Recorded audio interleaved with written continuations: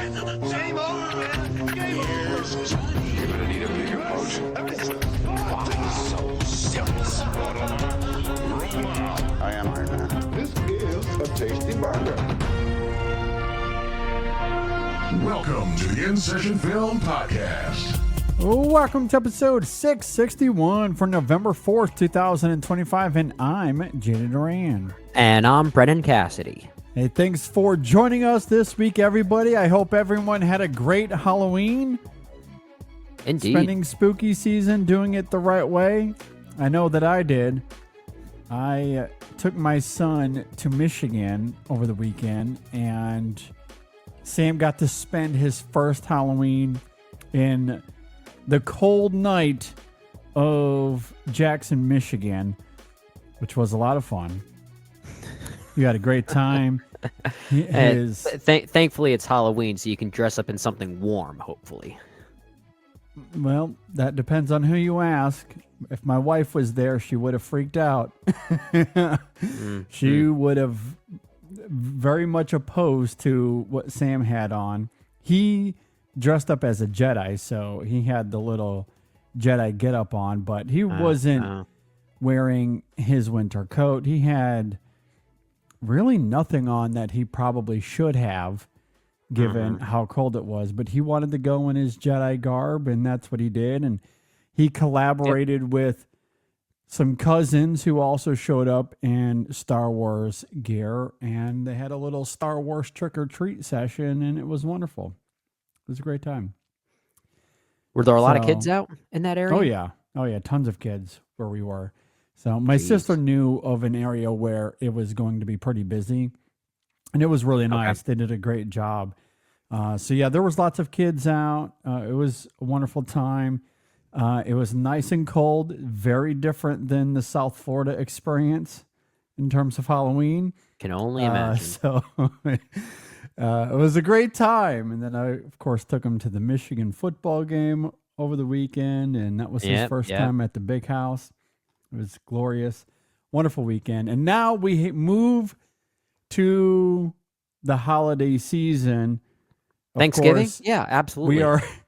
we are seeing Christmas everywhere at the moment, but Thanksgiving is on the horizon. That is first, to your point, Brennan, and we've talked about this before. It is one of the best holidays.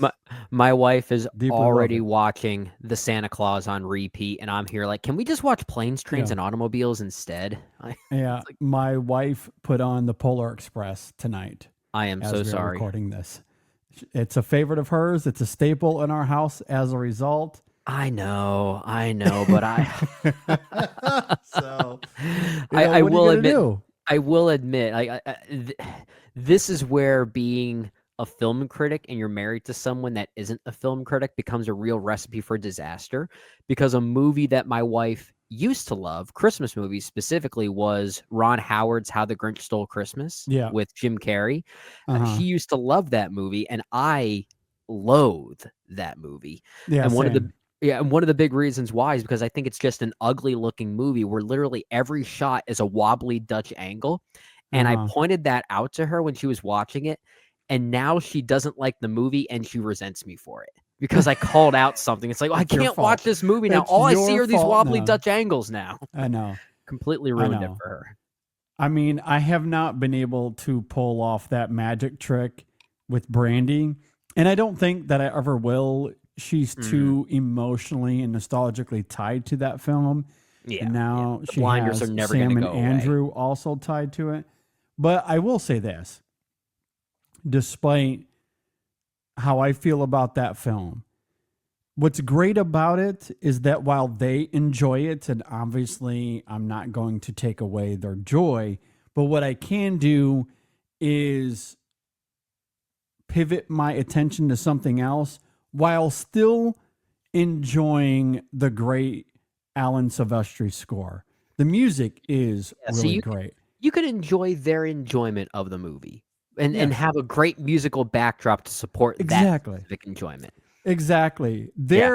I do think there are worse options, even though I'm not the biggest fan of the film. There are way worse Christmas movies, absolutely. Absolutely. So look, I think it has a nice heart. It has all of those Christmas vibes that you want, but primarily I can enjoy the film because of Sylvester's music. It's really great. I genuinely love the score. I will say, when it comes to Christmas movies, everyone in my family and everyone in my wife's family has now seen Alexander Payne's The Holdovers, and they all loved it, absolutely loved it. So there's at least a shared interest in a movie like that that's actually, you know, great. And that's at least awesome to see. And that's becoming a holiday staple for me as well. I'm sure I'll give that one a rewatch here in the next couple of weeks. Same here. I have watched that every year since it came out a few years ago. What a movie. What a movie. Love that movie a lot. Speaking of scores, though, I want to transition to this. So I told Brendan that I was going to bring a mystery topic to the table here. Oh, and apparently it's music related? Is that what it sounds like? It is music related. So this is where it's less of a surprise because of my adoration for film music. So it is centered around that. However, the inspiration of it, or the origin of it, maybe more appropriately, is where things are a little bit strange or unexpected. So I have found the best channel on television. I have found it. And I am obsessed. I am wholly obsessed with this channel. Now, if you're an owner of a Samsung TV, you might have an idea of where I am going with this. I don't know how many people out there listening, watching to this have Samsung TVs, but that's what we have in our household. Now, when you buy a Samsung TV, it automatically comes with Samsung television. I don't know if that's the technical term or the correct branding, but that's essentially what it is. There are channels, there's TV, there's packages that just come with the TV. Right. Now, if you want to get cable, you know, obviously that's a separate thing. We have YouTube TV, that's a separate thing. But built into the TV is Samsung television. And there are thousands of channels. Literally. Thousands of channels, right? Some of them are there for evocative sake. Like if you just want to put on a fireplace with a winter background because it's a backdrop. Yes. There are channels for that. If you just want to watch Christmas movies, there's channels for that. You know, like there's a lot of niche channels, which is why ultimately there's thousands of them. It's like what was one of those big music ones back in the day that everyone used to have on? It was like Music Choice. Remember that? It kind of worked almost like TV radio in some ways, like a TV playlist of sorts. Yes. Speaking of playlists, so this is the other element I want to bring into this conversation. So for the longest time, I had Spotify. Yeah. And then over the summer, my Spotify account was taken away from me for reasons I'm still not sure of, to be perfectly honest with you. I've tried reaching out to Spotify on countless occasions, and it's been utterly fruitless. Yeah, it's a waste of time. But the reason I bring that up is that on my Spotify account, I had a movie music playlist that I had built up over the course of over a decade. I think that's also part of my bitterness here and why I feel so indignant. I had this account just such for a work, over a decade, such a work in progress of building up these playlists for such a long time, only for them to take it away from me without any reasonable explanation whatsoever. That's at any rate, my movie music playlist had thousands, dozens of thousands of tracks. It was massive. But I think I know what happened. At least this is my tinfoil hat conspiracy theory. Okay. I think they stole my account because they saw that I had built up this massive, quintessential, I say very biasly, movie music playlist. And I think they sold it. I think they took that playlist, they saw value in it, and they sold it to Samsung. And the reason I say that is because I have found a channel on Samsung television called Movie Music by Stingray. Okay? And all they do is play scores or songs from film soundtracks, but primarily scores all day long. That's all they do. And as they play these scores, they will overlay it with clips from the film. So it plays out like a montage. So every track that they play, it's akin to when you watch the Oscars and they do those long montages. That's overlaid with music, and even though like you might kind of like a video of sorts. Exactly, absolutely. And you get giddy as a cinephile, as a film fan, even if they feature films that you don't necessarily love, but there's something about those montages that are just extremely evocative of the art form that we love and adore. And this channel essentially does that all day long. So even though they may feature a score from a film I don't particularly care for, the music itself I might really enjoy, and they overlay it with these clips in this montage-like way that makes me almost reevaluate. Maybe I do like this movie, or maybe I could like it. I don't know. That is dangerous. It is dangerous. That's a dangerous rabbit hole to then start rewatching movies you actually don't like, convincing yourself that they might be good. Yeah. It hasn't necessarily won me over in that way, but that is so much I was of going the to ask, magic. Is the punchline to this story that you rewatched something you thought you hated and now you love because of this channel? No. Okay. But generally, so part of it is generally I have found a channel that is tailor-made for me, because all they do all day long is play scores from films. And about every 20 minutes or so, they also do trivia where you can, where they ask about who composed this or who wrote this song or whatever the case may be. And that's also a lot of fun. And every hour they rotate different types or topics. So it might be superheroes for an hour. Then it might be musics from classic movies. Then it might be music from rom-coms or feel-good comedies. Like it rotates, it's more, and it's different every hour. It's more based on like genre in a way. Yeah, genre and type. So each hour has like a thematic through line. Gotcha. And it changes constantly throughout the day. So that's also part of the fun. You never know what you're going to get, and it changes from hour to hour. So, it stays fresh. And then the other thing that is so fascinating, and this is why I tie it back to my Spotify account, because throughout the years, I can think of scores that I love and cherish, and they do feature a lot of your prominent scores, the good, the bad, and the ugly, for example, your Godfathers, your Singing in the Rain, right? So you get a lot of the classics, but you also get a lot of scores that didn't get the praises they deserved.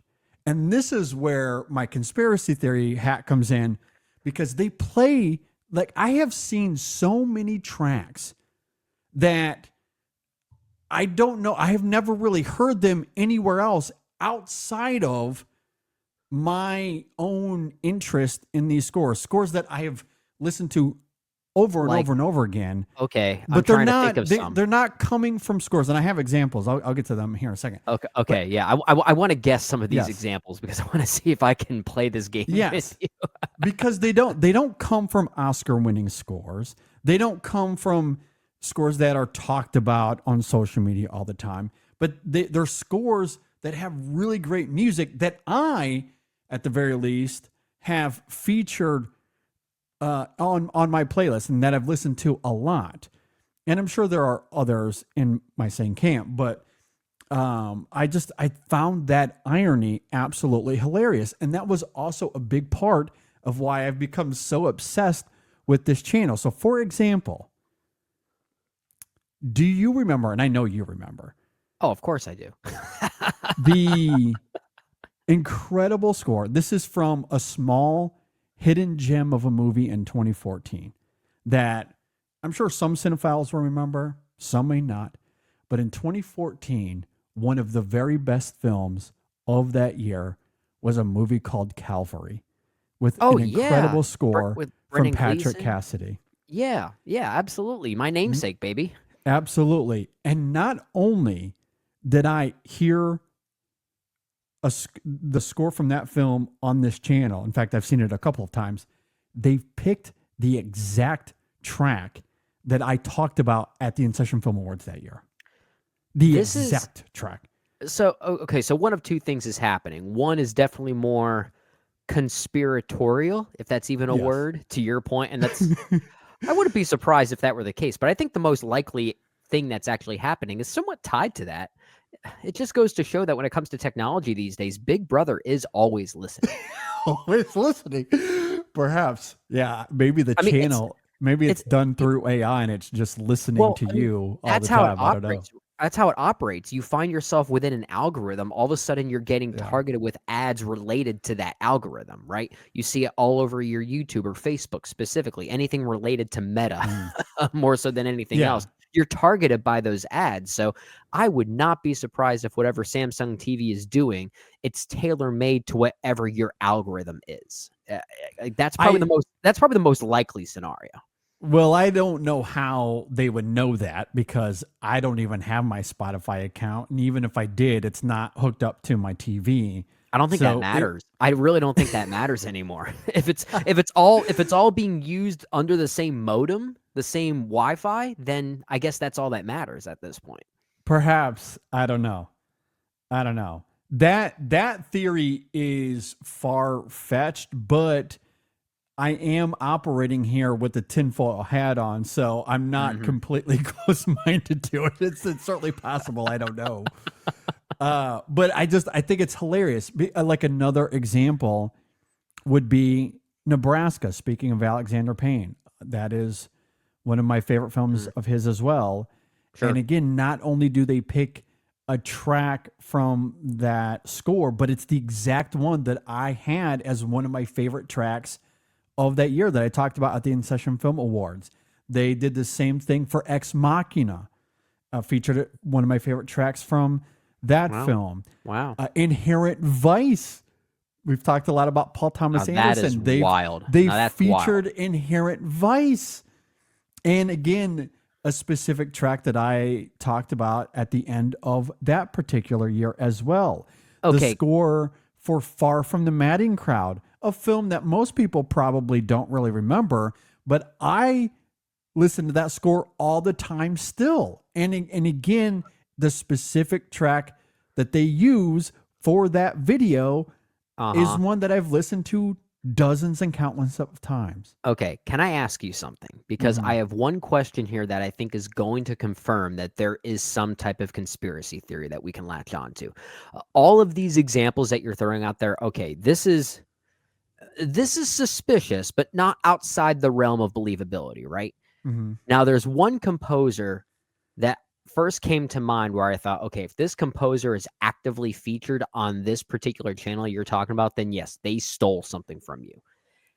How much have you heard on this channel from Steve Jablonsky?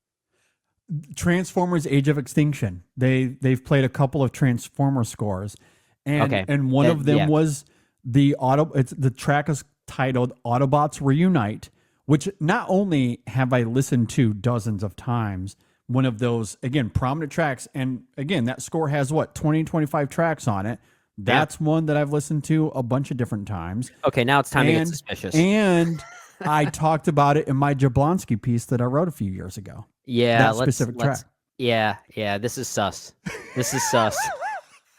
This is officially sus. And you want to hear even more sus?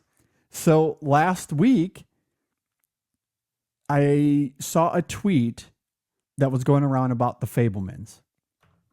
And I quote tweeted that and said something along the lines of, it was a movie that was 40 years in the making. It's a masterpiece. And it did some decent numbers. Yeah. So I sent out that tweet, and I shit you not, Brendan, not even 60 seconds later. And I have eyewitness account to this because Sam was around me and my wife was around me.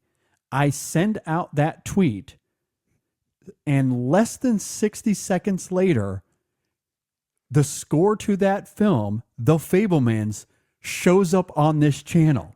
And I took my phone out and I showed the tweet to Brandy and to Sam, and I said, I literally just tweeted about this movie. The gift that I used was prominent in the video overlaid on the track. It was wild. You know what you're going to get next, right? Just randomly one day within the next few days, maybe next few weeks, don't know when, you're going to find this random royalty check in the mail. I should.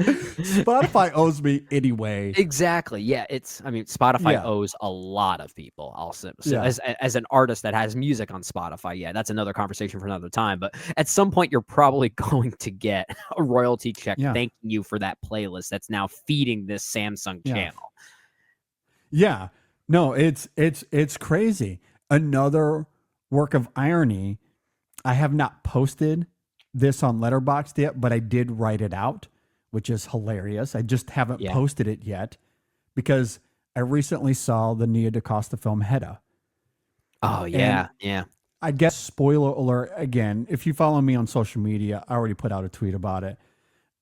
So you may know how I feel. However, the one thing I didn't say in that tweet, but I did write on my Letterboxd, I haven't posted it yet because I wanted to continue writing some more and time got the best of me. Right. But I did start to write a little bit on Letterboxd. And you know what I wrote? Is that... Had to do with Hilda's score, I assume? No. The performance by Tessa Thompson, she's incredible in that film. Oh, yeah. The first thing that came to mind for me is that she gives the single best villain performance since Kate Beckinsale in Love and Friendship. That's what I wrote on Letterboxd.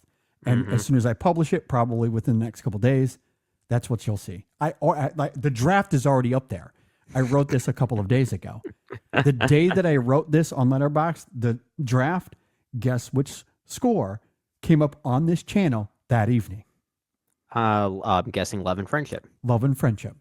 I saw Kate Beckinsale's face from that film, and I nearly fell on the floor, dude. I nearly fell on the floor. I could not believe it. Believe it. And I had not seen Love and Friendship yet on this channel. First, there's a ghost in your recording studio. Now there's a ghost in your movie scores channel. Dude, I'm telling you, they sold my Spotify account and they're tailoring my taste to this channel. It's wild. That is kind of a believable accusation nowadays. We say it sort of facetiously, but I feel like this exact thing has actually happened to some people who maybe have more high profile music playlists or maybe work in the business in some way. There's a lot of thievery that happens in the music business. Dude, it's absolutely wild how my tastes are just all over this channel. Well, it's incredible. And take it as a compliment. That means your tastes are actually fueling and composing an actual channel for people to watch. A TV channel, exactly. I should at least get some sort of executive producer credit or something. For this. I mean, at this point, you're kind of the screenwriter for it. I really am. I really am. I went to put the kids to bed. In fact, this might have been after we did a podcast last week. I was turning off all the lights, and I went to turn off the TV before going to bed. And what do I see on that channel? Because it's still there on the TV, because I'm obsessed. This is all I watch now. When I'm not watching movies anyway. I see Oscar Isaac from Inside Llewyn Davis on the channel. Your boy. So your boy. And he's singing Fare Thee Well. And so instead of going to bed, I listen to the whole track. I'm right there, and I got goosebumps, and it's like I've listened to the song for the first time all over again. This is, this was really interesting for a while. Now it's just getting creepy. Dude, I'm telling you. Oh, so one thing that's also interesting is that, one trend that I've seen recently is that instead of using the score as composed on the soundtrack and then overlaying it with clips from the film, one thing you'll see is that you'll get these different renditions from different artists. So, for example, you have there's this, and I've seen this for a couple of tracks actually from this film, but there's this young lady. Has this giant ass organ. It's not a church, like it's contemporary, the inside of it, and it's probably some huge theater, but the organ is massive, like takes up the whole back wall. Sure. And she is on this organ playing tracks from Interstellar. And I've seen 2 different tracks of her doing this, which is remarkable. Or there was 2 guys playing the cello doing the Titanic song. So like you get different renditions of tracks, and it's played out more like a music video instead of getting the clips from the film. So it's a little bit unique, but makes sense. Still the film music. And then I walk into the living room the other day, and immediately I notice the melody, and my eyes start to well up. And Brandy is in there, and she has already seen what it is, because they tell you what the name of the track and the film it's from and all that sort of stuff. Right, You know, right. like an actual music video. So she's already seen it. I walked in, I didn't even need to see it. I knew it immediately. And there was 3 cellos, or 3 or 4 cellos and a violin, I think. Okay. Unique setup, playing Falling Slowly. I knew it immediately.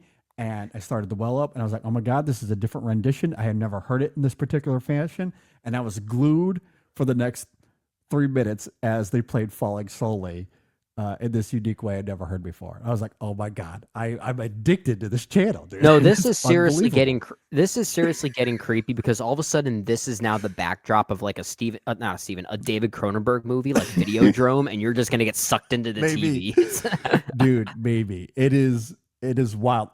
I have been holding back. I've been wanting to talk about this on the show for weeks now. And I'm glad I waited till now, because even in the last 2 weeks, you saved a lot of evidence for it. Dude, this could be a reoccurring segment. You're just like new evidence every single time. I'm gonna have to keep it updated for sure. And I'm glad I waited to now, because last week the Fablemans thing blew me away. Like I couldn't believe it. I tweeted it, and a minute later, it's on the TV. I swear, this seriously is the setup for a David Cronenberg movie. Yeah. So you might be onto something, that it's somehow it's somehow in sync mentally with my taste. I don't know how. Yeah. It's wild.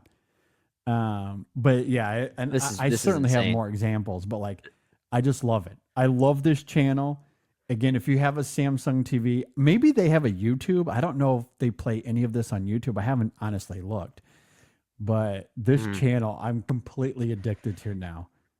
Yeah, I wonder if there's any correlation with this channel and other apps that you use that might be linked to some scores you've listened to and some clips. I can't imagine, because there's so many other channels that are just, they're, again, as I noted earlier, they're extremely niche.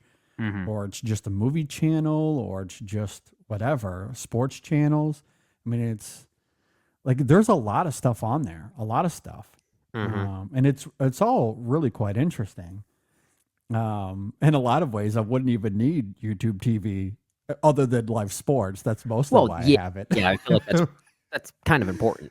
Yeah, but outside of live sports, like this is like all I watch when I'm not watching movies, and it is unbelievable. So if you have a Samsung TV, I cannot recommend this channel enough. It is called because apparently you created it. Yeah, clearly I created it and I need my money. Does Someone, or at least a credit. I don't even need the check. Just give me some credit here. Does Stingray have anything to do with you? No, I don't. That would have been even weirder if that was the case. Yeah, I've never had an interaction with Stingray at all, which again just adds to the allure of it or the mystique of it.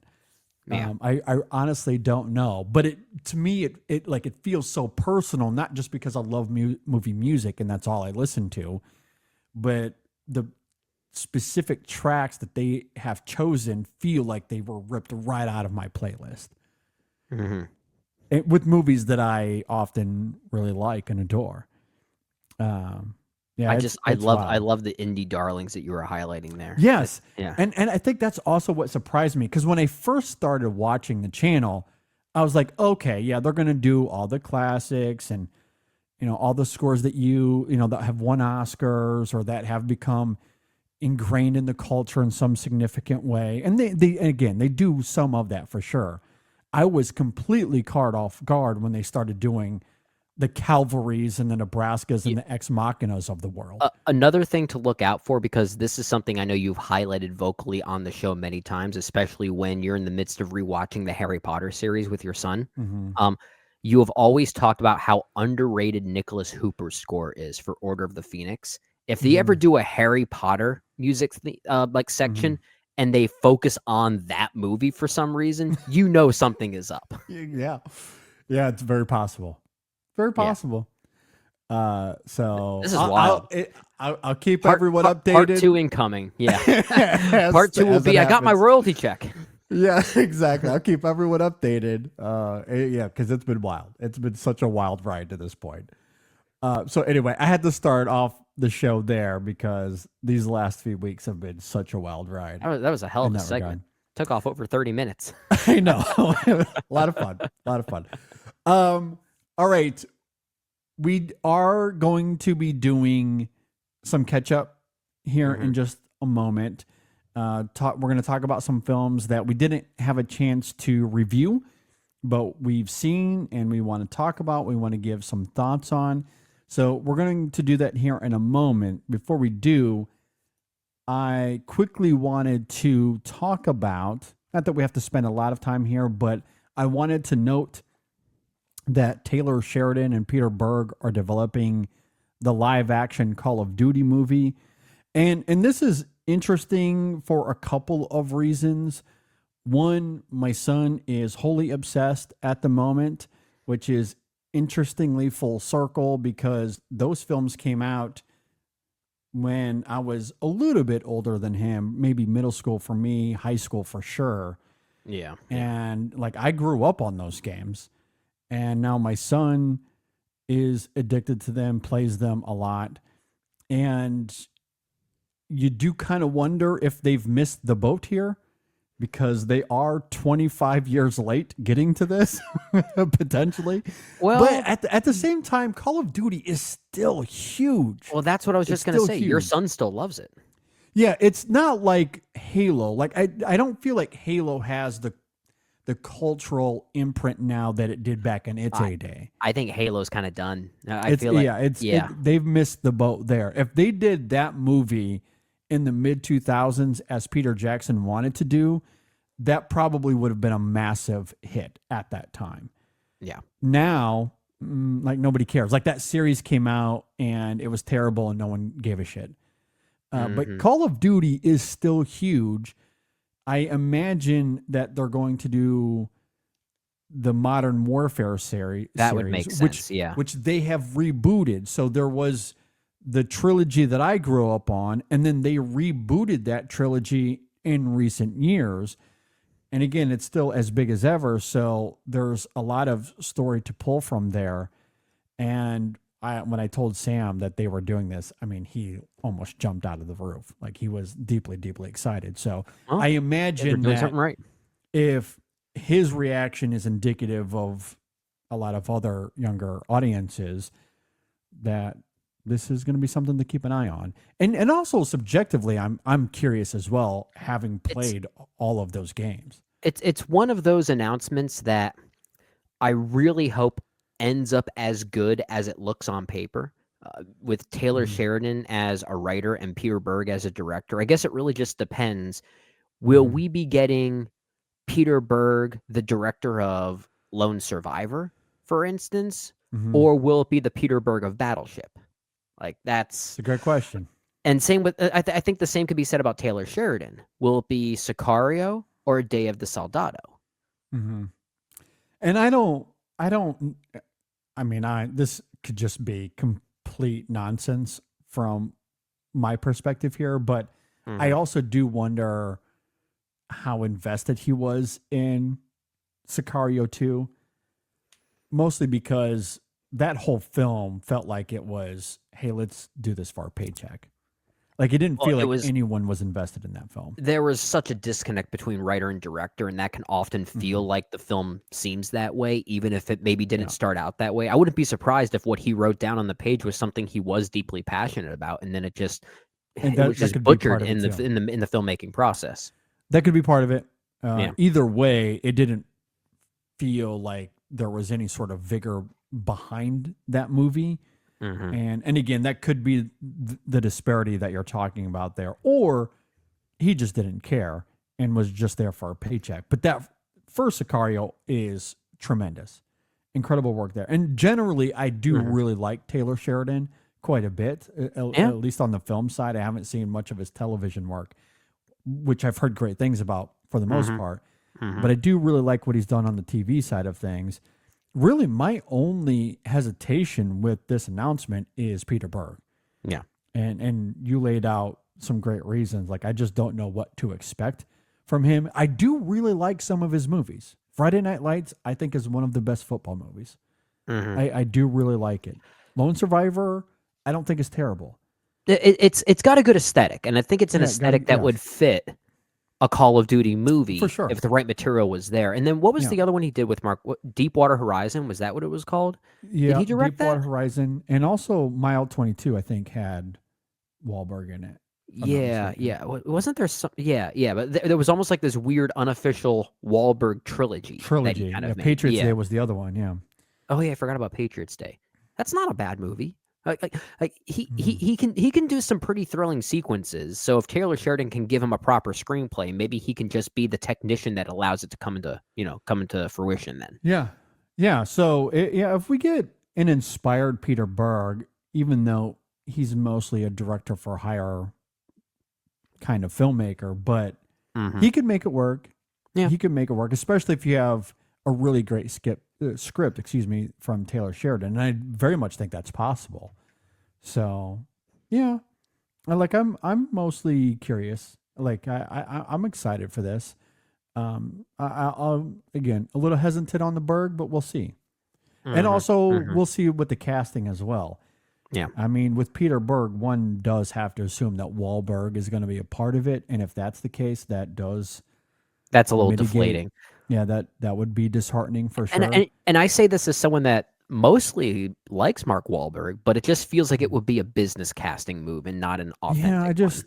And also knowing those characters from the games very well, I just don't see Wahlberg in any of them. Yeah, it's kind of like when they cast Mark Wahlberg and then Tom Holland in the Uncharted movie. Just did not really make much sense. It'd be a lot like that, where none of it made any sense whatsoever. Yeah. Like, Wahlberg doesn't fit any of those characters. So if he's there, it's just for the quote unquote star power of it all and their relationship. Because looking at it, it's not just a trilogy. They've done 5 movies together. Yeah, true. Which is maybe way too many. Yeah, it doesn't need to be 6 at this point. Yeah, it doesn't need to be 6. So I'm hoping that the studio steps in that regard to handle the casting, but we'll see. I am intrigued. I guess I'll just put it that way. I am intrigued. Speaking of intrigued, The Mummy 4. They announced that today as we are recording this. Brendan Fraser. This is new. And Rachel Weisz coming back, reuniting for the Mummy 4. And it is going to be radio silence. Matt Bettinelli and Tyler Gillette. Again, I'm not sure if I'm pronouncing that correctly. I think that's how it is. But they are best known for 2019's Ready or Not, and of course reviving Scream for Paramount in 2022. So I'm deeply curious about this. I'm excited for it. Maybe more so than I should be. I'm way more excited about this than I should be. I knew you would be intrigued. This rocks. Sure. This freaking rocks. And I love that it's seemingly ignoring the events of the third Mummy movie, Tomb of the Dragon Emperor, which recasted Rachel Weisz's character with Maria Bello. And she's a fine actress, but it just didn't work. That just didn't work. I feel like if anything, while this is technically going to be a Mummy 4, I think this is going to maybe act as an official like third movie more so than anything else. Kind of like a retroactive third movie in some ways. I feel like that's what it's doing. And even, the directing duo here, while I haven't loved all of their work, if I look at what they did with a movie like Ready or Not, I can absolutely see the crossover to the Mummy universe, this specific Mummy universe. Yeah, I agree with you. I do think that while they have to call it the Mummy 4 for marketing purposes so they don't confuse people, I think spiritually it's really just going to be the end of their duo trilogy, like their specific trilogy. I think that's how they're going to. So, and I think that's okay. You're doing a sequel. Well, 20 some odd years later, it's okay to retcon that third. It's okay to do that. Yeah, I think audiences are smart enough. And on top of that, we're getting another Mummy movie already. I think Lee Cronin, who is known for Evil Dead Rise and what did he do before that? The Hole in the Ground, I think it was called. He's doing a new Mummy movie. So that's already slated to come out, I think, next year, if I'm not mistaken. And then we have this Mummy movie coming out. What makes me most excited now, given that there are these multiple Mummy properties happening at the same time and audiences are smart enough to understand the difference, there is now no excuse not to do Spider-Man 4. Like, I will say that right now. Yeah. Like, this is absolute evidence that there is now no excuse not to do Spider-Man 4 with Sam Raimi and Tobey Maguire and Kirsten Dunst. Like, that is absolutely on the table now, I think. And look, we've talked about that before. I think they very much can. I think they can. I mean, it's very akin to, as we noted, DC having the Pattinson Batman movie while still technically the DCEU existed. Yeah. So you could have a separate thing. I think that's fine. I think we would all want to see a Spider-Man 4. Yeah. So let's make that happen. If we can get a Mummy 4, we can get a Spider-Man 4. Yeah, and you've already opened up the can of worms with the multiverse. So I think it would be easy for audiences to recognize that even if Spider-Man 4 wants to quote unquote exist within the MCU, but just act as a sequel to the first 3 Spider-Man movies, the Raimi movies, people can disassociate that and treat it separately. I think they're smart enough to do that. We certainly did with the Batman. So I think it'll be fine. Yeah, and, I wonder if to your point, this is also a great example. I wonder example of that. I wonder if the whole cast from the Mummy franchise will be coming back for this. It seems as though it's just Brendan Fraser and Rachel Weisz. That's all that's been announced thus far. But I have to at least assume that John Hannah will be coming back, and maybe Arnold Vosloo, because they're just such key figures in this franchise. So I would hope so. I would hope it's a reuniting of sorts. Yeah. It's going to be interesting. I'm really, really curious. The last thing I have on my list, and we don't really have time to get into this, so maybe we'll save it for next week, especially if there's more news. At some point, I do want to talk about this Paramount Warner Brothers nonsense. Nothing has officially happened yet, so I guess maybe we'll table it for now. Yeah. I want to wait to see what actually happens. I am worried. There's a lot of anxiety, we could say right now safely. Yes, a lot of anxiety, especially because there was a report earlier today about David Ellison, who is the main executive over there at Paramount, wanting to embrace AI, and he wants to do all of these new things that sound just absolutely awful. Yeah, absolutely awful. And here's the bittersweet, or the what's the word? The the hypocritical side of me in this is that I need David Ellison to not fail miserably. And the reason why is because he is the son of Larry Ellison. Larry Ellison is the second richest person in the world. Yeah. And I need him and his money because he is Michigan's biggest donor to their NIL. That is true. And I need his money. Selfishly, I need his money, and I don't need David to ruin it for me. So I need Paramount to not screw this up, but at the same time, I absolutely loathe and hate what David is doing at the moment. So I'm conflicted. It's a terrible state of affairs over here. You can have it both ways. It's nuanced. Yeah, it is very much nuanced. I mean, all joking aside, I'm very nervous about what Paramount is doing at the moment. Yeah. Me too. We'll save that for another time, perhaps when there's more concrete news on the horizon.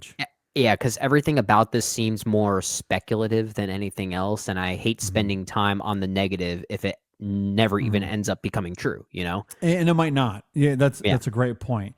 But the one thing that we do know, the one thing that we can say concretely, is that Warner Brothers is very, very open to this. Yeah, they're interested. Blows my mind after the year they just had. I know. It's crazy. I know. They already rejected an offer from Netflix, but the fact that they were even educating it in the first place is a scary thought. And they've already rejected Paramount's first offer as well. Yeah. Which is good news, but I don't think it was because they're not interested. They're very, very interested. And this whole thing could be a game. Could be a game. They're just trying to see how these studios react. They don't actually plan on accepting any offers. That'd be nice. It'd be nice if Warner Brothers was just teasing Paramount. They're just trolling. Yeah. They know how great of a year that they've had, so they're just making fun of all the other production companies. I hope that's the case. That's the optimistic view I'm choosing to take. That is how you reignite the competitive spirit in the movie business. I agree. Yeah. All right, Brandon, let's talk about audiobooks. It is one of my favorite things to listen to. So much content, but so much great content out there. So much great content. I know. Whenever I need a break from the movie music, I go to Audible. That's a great place. Audible is a great resource. I deeply love it. They have a gazillion audiobooks to choose from. And I think that's an official number, if I'm not mistaken. Oh, it's a real number. Absolutely. Yeah. That's how they trademark themselves. Exactly. And they have everything that you would want, whether it be fantasy, sci-fi, nonfiction, sports, business, finance, whatever your thing is, they have it all at Audible. And that is the greatness of what you can find over there. And if you want to check out Audible, which I highly encourage you do, we have a great way for you to do that. Go to audibletrial.com/InSessionFilm. The link is, of course, in the description of this episode. And when you go to that link and you sign up, you will get a free audiobook. Who doesn't love that? Oh, absolutely. You will also get a 30-day free trial. Who doesn't love that?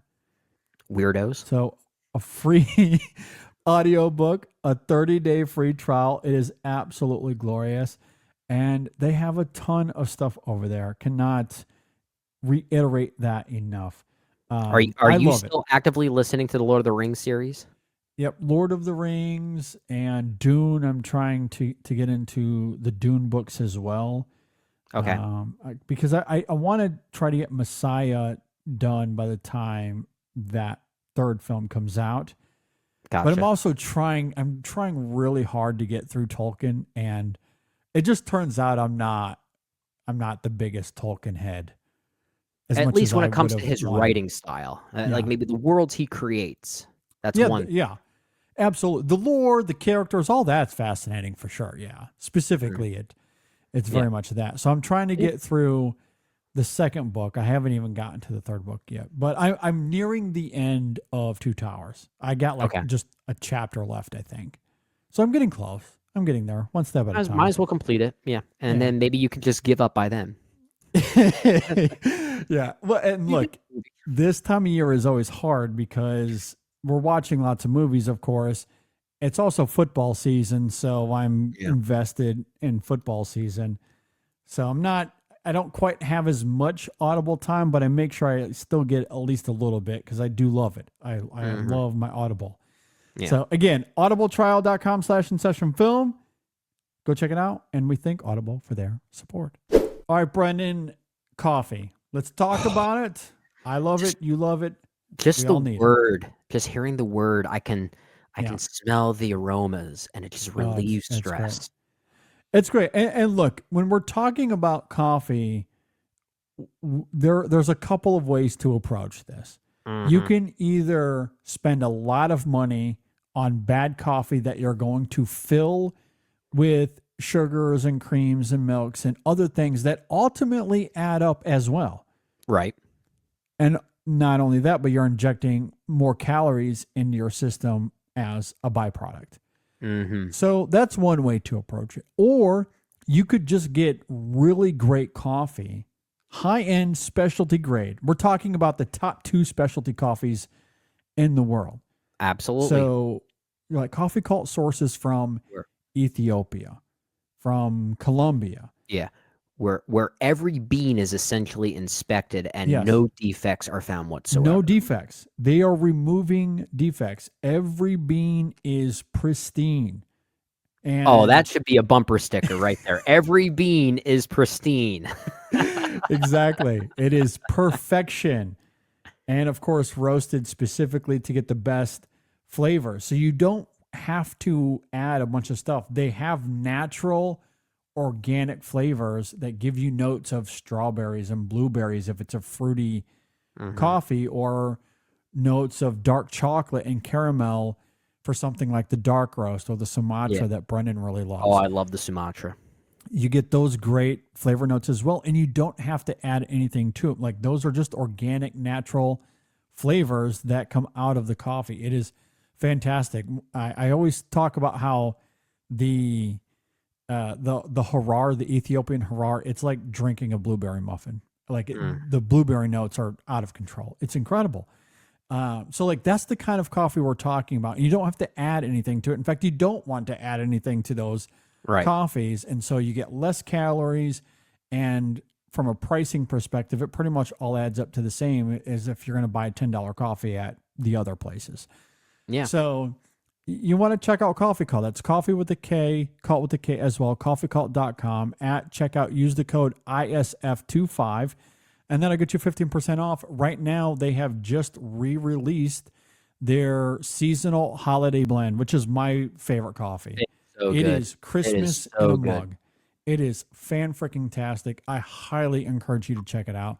Crack on the fire. Yeah, crack on the fireplace. Pour yourself some holiday blend. You are in heaven. It is absolutely glorious. I love it. I drink it all the time. So yes, Drink it coffeecult.com. Use the code ISF25, 15% off, and we thank them for their support. Okay, let's go ahead and move on to movies that we've recently caught up with. We do need to come up with a clever, fun name for this segment. I've never been able to think of one. Yeah. Calling it a catch-up episode just seems kind of bland, but that's it what we've is always kind of called boring. Yeah. Yeah. So if you're listening, if you have an idea, we'll take it. we'll be open to it. I We'll do give you need to something think of one. special. Yeah, I need to think of a name for this. And not just for how we discuss it here on the show, but also how we market these episodes. I do hate calling it a catch-up episode. It just sounds kind of boring. But I do enjoy these because obviously there's so many movies that we see that we don't have time to talk about as an official review. Right. So like I love having this space, but yeah, we do need to come up with a name for it. But that is ultimately what we're here to do. We're going to talk about some movies that we've recently caught up on. And there's a lot on my list. I know there's a lot on Brendan's list, and there's more that he's going to see in the next few weeks. So this is probably going to be something we do a couple of different times before we get to the end of the year. I could see us doing this. Talking about these movies. I can see us doing this at the very minimum, like once a month, leading up to the award show. For sure. Let's start here. There are 5 films that we're going to talk about that we have both seen. Yeah. And then there's going to be a few that we talk about here that only one of us has seen that we've caught up with. So let's go through the 5 that we have caught up with. Let's talk about one of the movies of the year. Let's talk about K-pop Demon Hunters. Never heard of it. This film is a global phenomenon. and if not for Sam collaborating with his cousins, as I noted at the top of the show, to do Star Wars, and my son is still very, very obsessed with Star Wars, but if not for that collaboration, he would have absolutely done something for K-pop Demon Hunters. He loves this movie. So I've seen it several different times to this point. But we never had the opportunity to give it a full review. So here we are. I thought Brendan, we did. I thought there was a review for this one. Was there a review? I think it there wasn't was. me. I was gone. You know, I'm Was it I'm one that double Megan did? You Me- might be right. I think it was one that Megan did. It might be. I'd have to Give look me it a up. second. Yeah. I'd have to look it up. So that's the other element of it as well, because we've brought on Megan Kearns, who we love and adore, and other InSession Film writers who has helped us with some of these reviews. So there might be official reviews for some of these that we were a part of. Well, you're half right, JD. So I just found it. You were joined by Megan Kearns. It I was you was and on Sam. that? It was you and Sam. I do You not. Oh, Sam was on that. Okay. Yeah. I do not remember this at all. That just goes to show we're doing too much. Yeah. That's just me getting old. So I apologize. So I guess I was on this one. But The two- generally, yeah. the rest of these will be like that. I was there's no thinking official about review that. for the rest of I these. was thinking about that. Like, we have these 5 movies that we can talk about that we've collectively seen to start off this whole catch-up series, if you will. But I was sitting here looking at K-pop Demon Hunters thinking, didn't you already review this one, JD? I didn't remember. Like, I thought it was one that we skipped. Or you know what it was? Is that we did skip it. We didn't get to that review until much later. Yeah. We didn't plan it around the official release. Yes, that's what it was. Yeah. I think that's why my memory of it was a little off, because when it came out in the summertime, we didn't review it at the time. But I toward think, the end of August or whenever that was, Yeah, we I- caught up to it weeks later. I think you and Megan got around to it after its weekend Netflix That's right. theater It was release sing-along at the end of special. August when it came Yeah. back into theaters. Yes, Yeah. but it had come out initially in what, June, early July, something along that. Something those like lines? that. Yeah, I think it was late June. Yeah.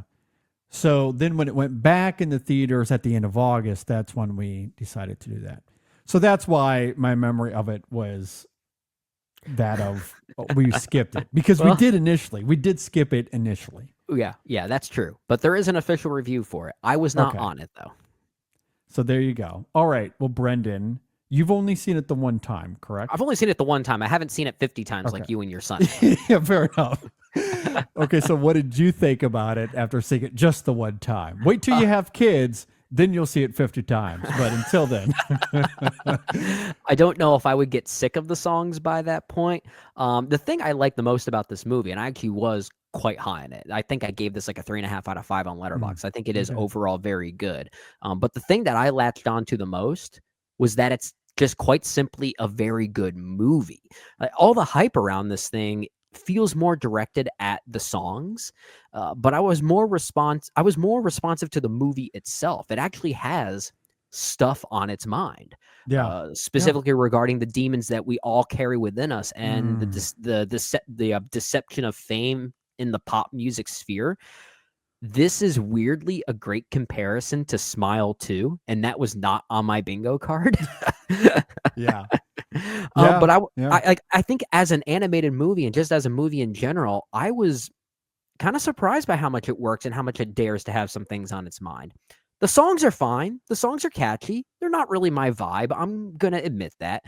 And to be honest, I think it's kind of hard to differentiate some of these songs from most of the generic pop music out there today. But I think their impact really hits primarily due to how the movie that they serve is doing the heavy lifting for them. Which, to be fair, that's something you could say about pretty much any soundtrack in any movie. Mm-hmm. A lot of times it's lifted because of the movie that they serve, and I guess that's the same case here.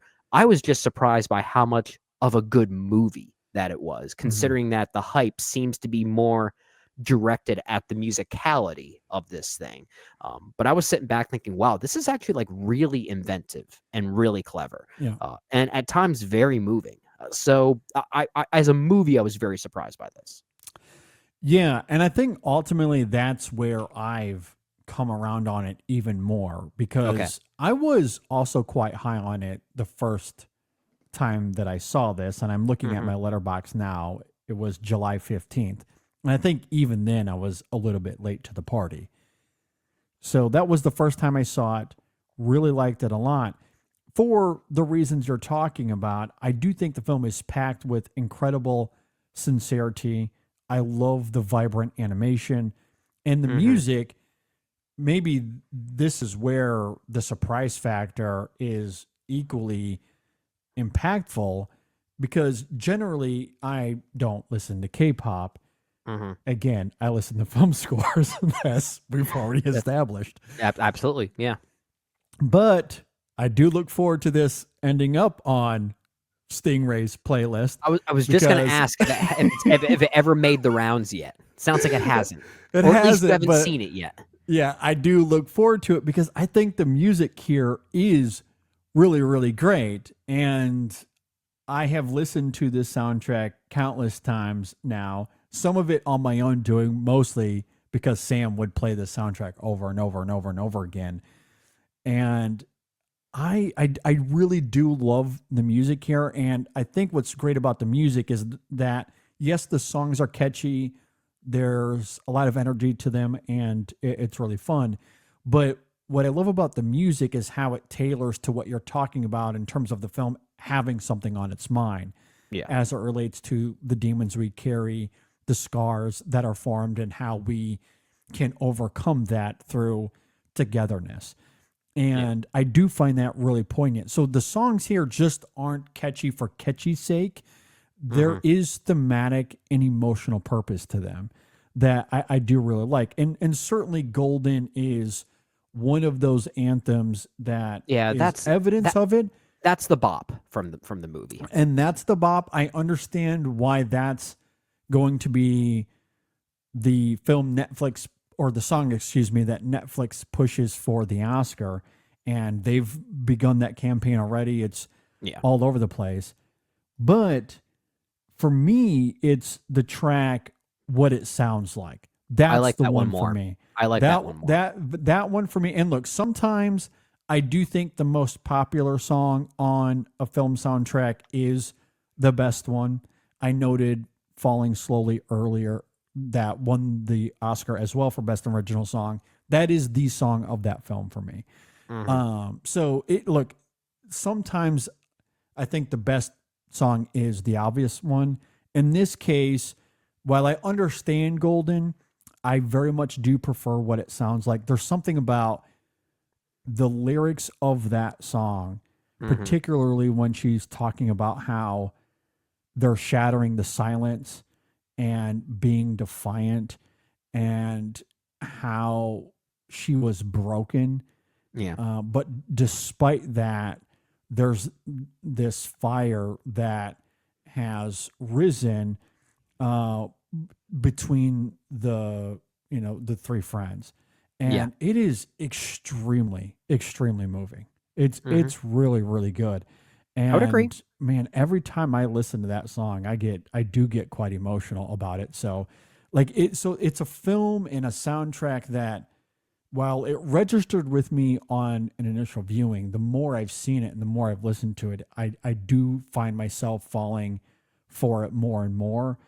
And I just think there's just a lot to this movie that is quite surprising. And even some of the other songs that we get here, Like Sam's a big fan of Soda Pop, and like that's got a fun energy to it as well. For sure.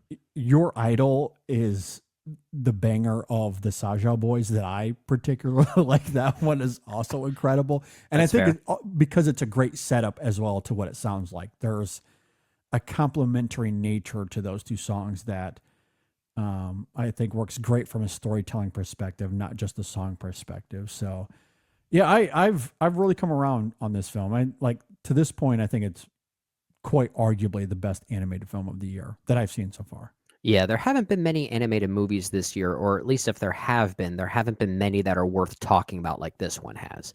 I feel like every year we get at least 3, right, that are competing for some type of prestige each year, right?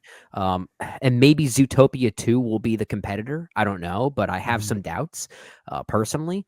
So I feel like at this point now, K-pop Demon Hunters is just running away with it, and I don't see any other competition in the animated side of things. I haven't either. There is one that I'll talk about here in a moment. Okay. That I think could contend, at least when we're talking about quality. From an Oscars perspective, it's over. This race is wrapped up, unless Zootopia surprises. I think I know what other animated movie you're referring to. I won't say what that is because I know you want to talk about it later in this episode, but I think I know what one you're talking about, and that would make sense. Yeah, so I'll get to that here in a minute. But as far as quality goes, I really do think that it's K-pop. There's one other that's kind of lingering there, and everything else has been fine to middling. Nothing truly stupendous, which is where Zootopia 2 does have an incredible opportunity for sure. It has a chance, yeah. There's got to be some, and maybe I'm just unaware of its existence, but there's got to be some type of foreign animated movie out there that's just yet to be released for us. Like kind of like back last year, we had Flow and Memoir of a Snail that just sort of came up for us at the last minute. They may have gotten some festival dabblings here and there, but then we actually got it later in the year. So there must be something that we're just simply neglecting that could give maybe K-pop Demon Hunters a bit of a competitive edge. I don't know. Maybe I'm just unsure of what that is. Well, I do think there's one coming out soon. I'm trying to recall the name of it. Little Amelie? Little Amelie?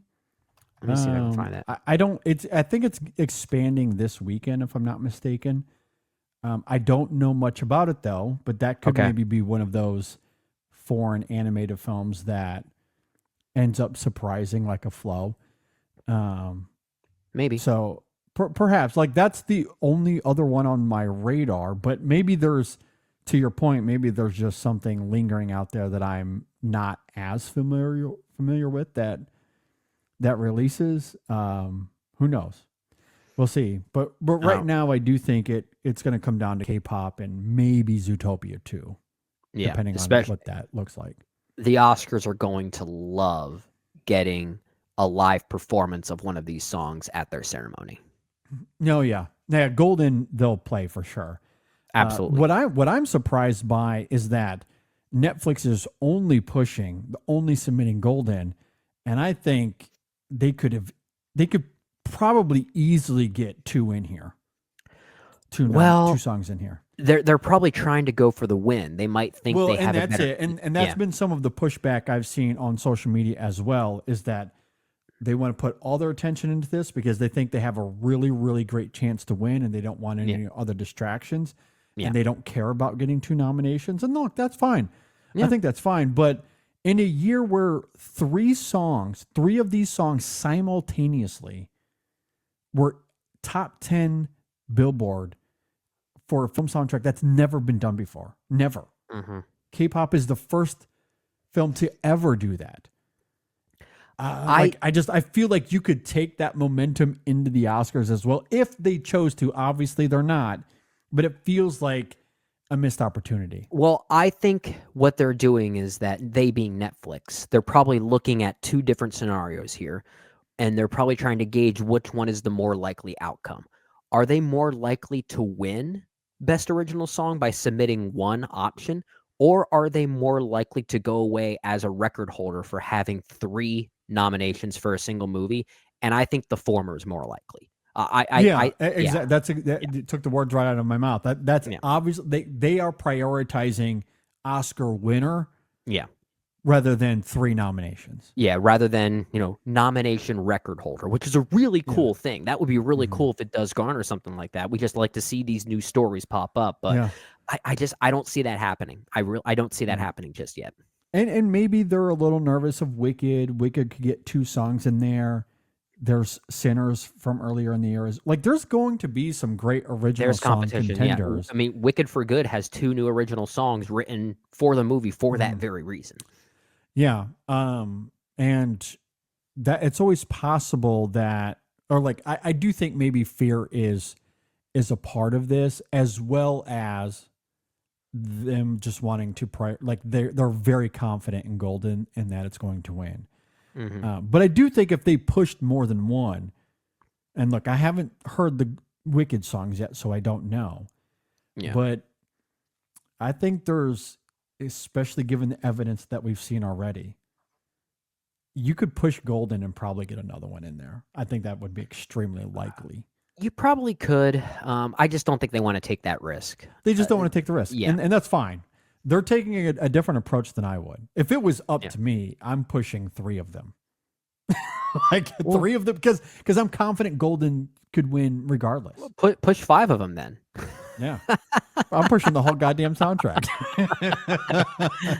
That's something that has never happened, and it never will happen. But I mean, funny. And look, I also get it in the sense that they legitimately could win 2 Oscars, right? Because if Zootopia 2 is kind of in the middle, then they're the front runner for animated, let alone song. Yeah, so. I know. I have no basis or no evidence for what I'm about to say. It's just a hunch. I don't have high hopes for Zootopia 2. I don't. Yeah, and it's been weird because I feel like the marketing has been minimal, and that film comes out in like a month. I just given Disney's track record for animated sequels, I'm getting Moana 2 vibes from this thing. Yeah, I think that's very fair.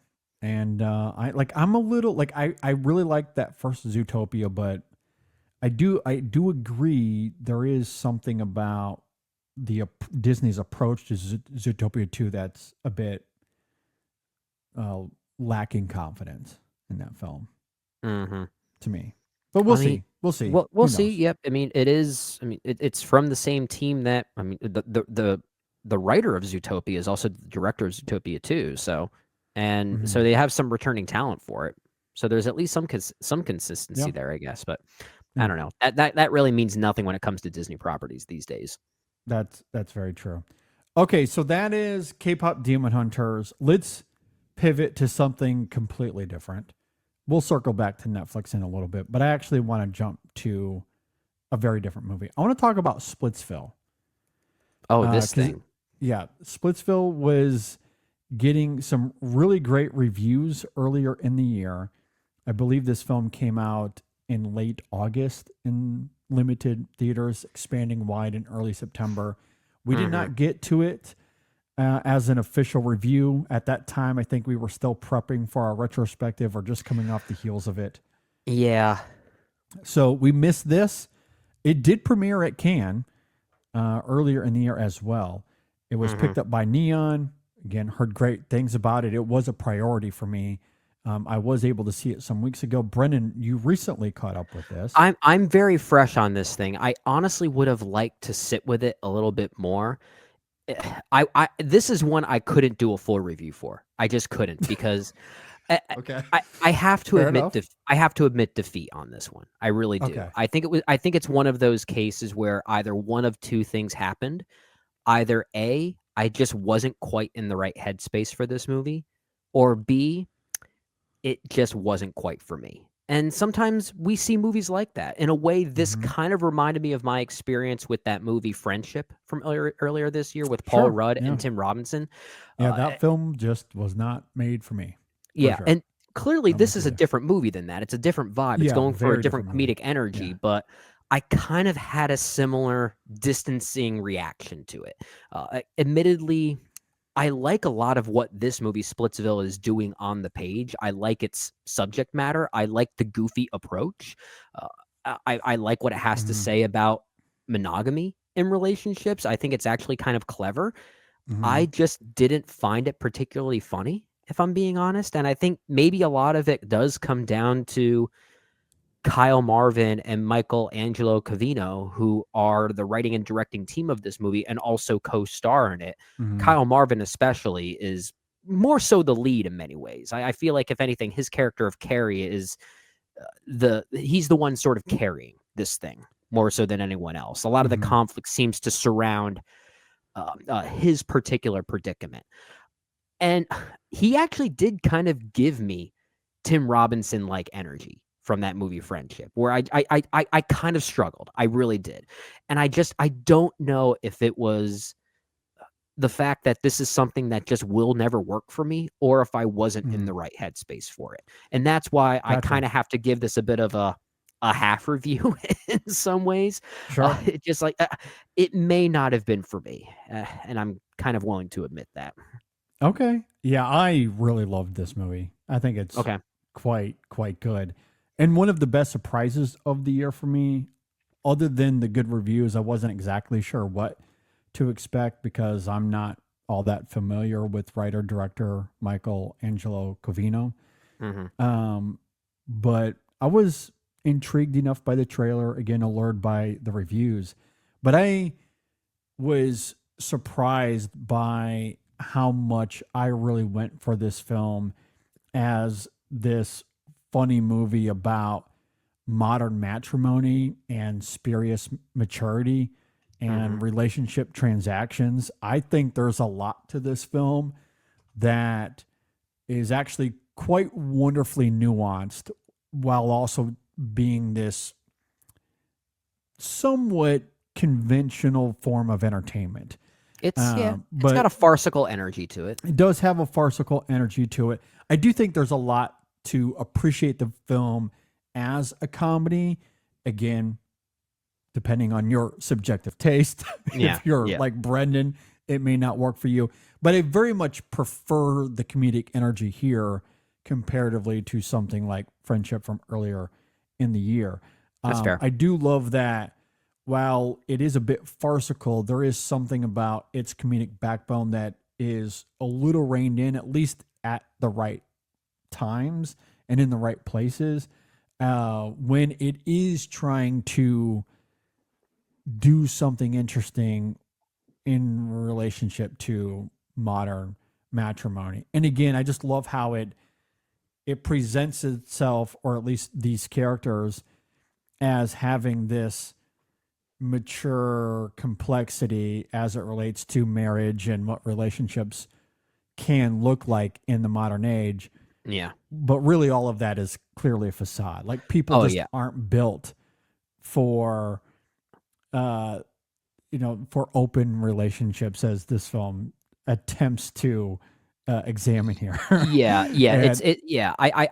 will agree. I think what it is examining is very interesting, and the way it tackles the hypocrisies of modern relationships as it relates to that, I do think is clever. Like I actually do like the script for this movie, even though I'm a bit more mixed on it than you are. I think it's maybe more of a performative thing, but I like what this movie is going for on paper. I think some of those ideas are very interesting.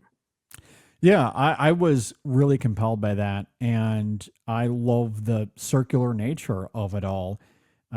Given where this film begins, and then you look at those final scenes and where it ends, and where certain characters kind of like take the place of each other, and vice versa. Yes. There's a lot of role switching that happens here. Yep. Yeah. And within those role reversals, there's a lot of comedy to be had, which again did very much work for me. But as far as the transactional element of it, I did find it quite riveting how those transactions are full of great ironies. And again, spurious maturity. There's nothing genuine or real about the facade that these characters present.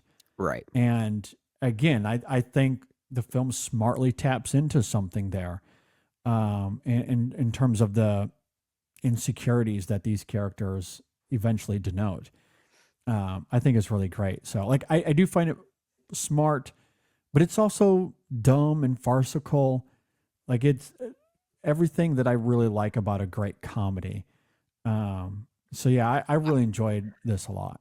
Yeah, I was sitting there maybe halfway through the film thinking to myself, would this work better for me if it was maybe casted any differently? I actually do think Kyle Marvin and Michael Angelo Cavino are very clever individuals. I do think I may have liked it more had they not been the ones playing these specific characters. And the reason why I think that is because I think Dakota Johnson and Adria Arjona are really good here. So like I think maybe my distance from the movie does come down to the male performative energy. Like for instance, they have a physical fight that lasts for what feels like 17 hours.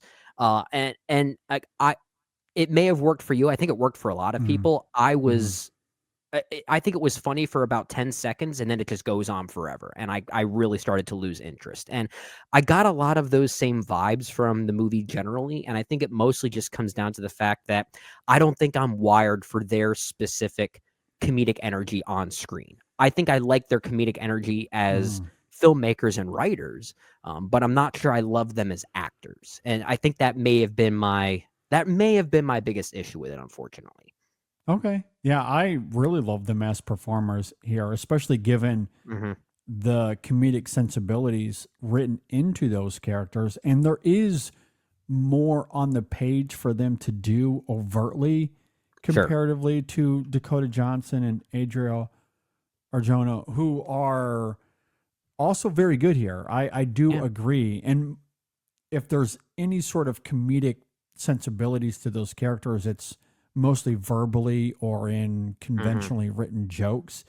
I do find the gag of Ashley having all of these boyfriends come and go, but that's more of a directorial thing. Yeah, see, that's a good sequence. That's a well shot sequence too.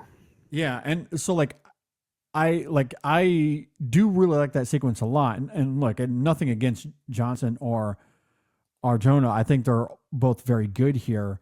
They're just tasked with giving different performances that in a lot of ways have to ground many of the ironies that we see here, because the male characters are the ones crumbling with their insecurities the most, while also being more overtly over the top. Yeah. And I think they do a great job of finding that balance. So like, I think the dynamic here is really great. And I'm not saying that they give more complex performances. I'm not saying that either. No, they're just very different. They're tasked with doing something different. And it's a little bit of like a team situation. Like, you know, the quarterback isn't asked to do the same thing as the wide receivers. Oh, yeah. They all have different roles. Yeah. And I think they do their roles very well. And I don't really have much of a complaint in terms of performances here. Yeah, that's fair, and I think I'm mostly alone on that. Honestly, it's this is why maybe I just have to admit defeat on it, and maybe I have to give this another go when I'm just in the right headspace. And maybe it could have just been simply as that. Yeah, I mean, if I had to nitpick anything here, there are a few scenes where the comedy could have been reeled in a little bit more. But again, I think it does that mostly at the right times. There are a few times where it lingers, for sure. But I think for the most part, it knows when to reel it in and when to focus on its complexities. I think it's a pretty well even movie in that regard. And I really enjoyed it. I mean, the comedy very, very much, like, this is my cup of tea. I'll say this: when Nicholas Braun shows up towards the end, I was laughing at him. I thought he was good. Fair enough. Yeah, I enjoyed that as well. Yeah, this for sure one of my favorite comedies of the year.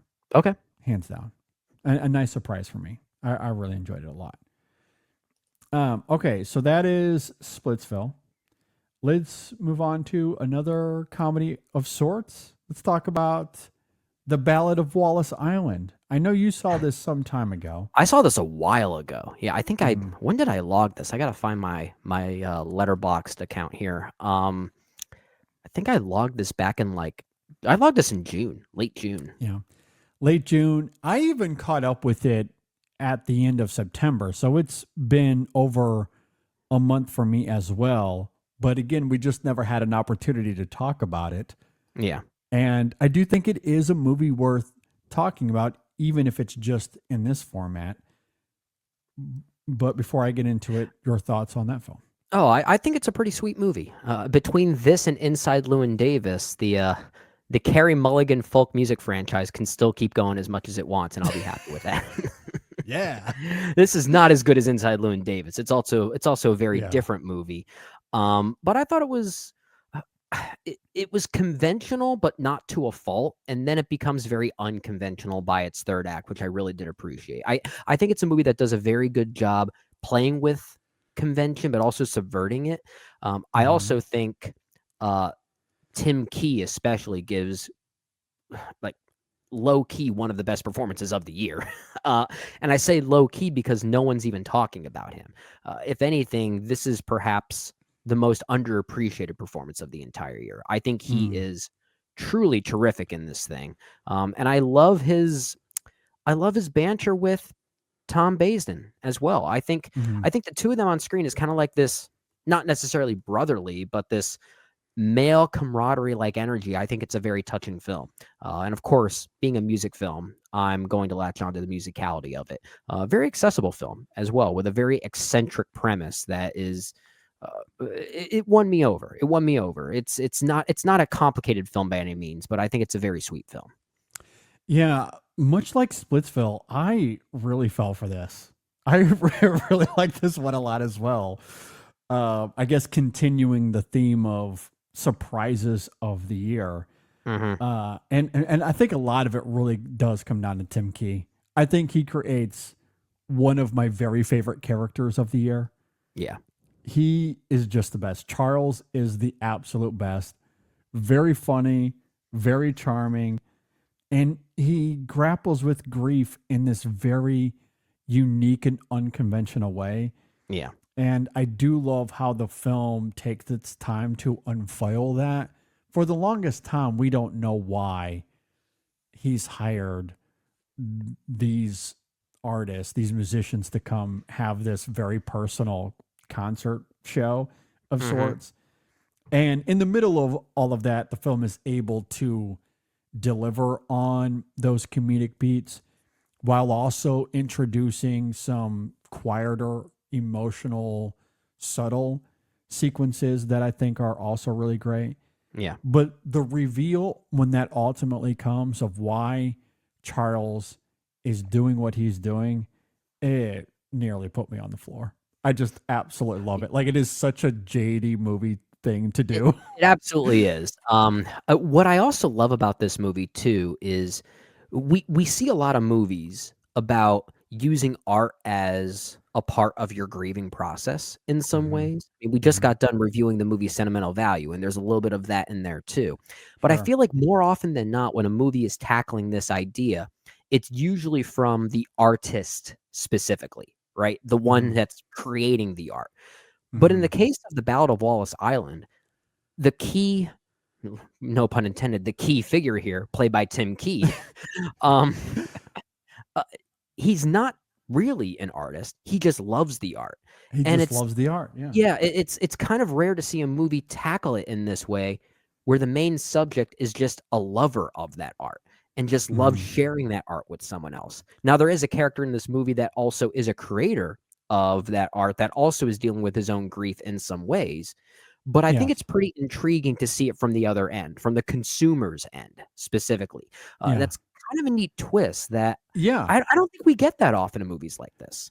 I agree. I think that's where it becomes such a unique film, because Charles is eccentric. He is quite talkative, but also, to your point, he's not an artist. He's just a fan. Yeah. and almost again the definition of fan and the extreme version of it, because he has what he has memorabilia from these two, from shows and things they've done over the years. Like him and his wife, they were a collector, and they loved this group, and they were particularly obsessed with one album that they did early on in their careers.